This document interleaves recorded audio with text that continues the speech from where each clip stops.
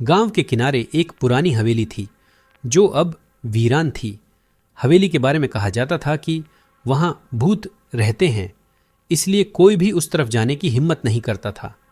गांव वालों के मुताबिक कई साल पहले वहां एक अमीर जमींदार रहता था जिसकी रहस्यमय तरीके से मौत हो गई थी।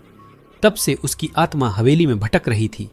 राहुल, जो गांव का नया लड़का था, इन कहानियों पर यकीन नहीं करता था।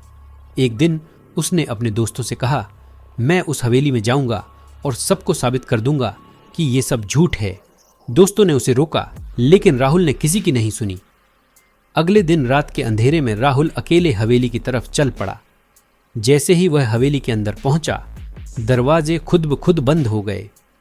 अंदर का माहौल ठंडा और अजीब था। हवेली के भीतर हर चीज पर धूल जमी थी और हर कदम पर उसकी सांसें तेज हो रही थीं। तभी अचानक उसे लगा कि कोई उसके पीछे चल रहा है। उसने पलटकर देखा, लेकिन वहां कोई नहीं था। राहुल ने खुद को दिलासा दिया और आगे बढ़ा। तभी अचानक हवेली की दीवारों पर लगे पुराने चित्र हिलने लगे।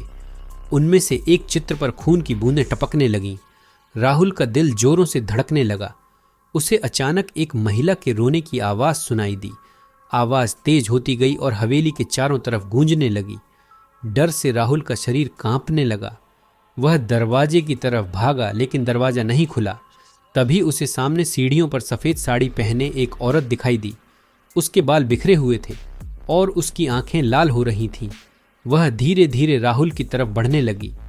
राहुल ने चिल्लाकर दरवाजे को जोर से धक्का दिया और किसी तरह दरवाजा खुल गया। वह दौड़ता हुआ हवेली से बाहर निकला और गांव की ओर भागा। उस रात के बाद राहुल ने कभी भी हवेली का नाम नहीं लिया।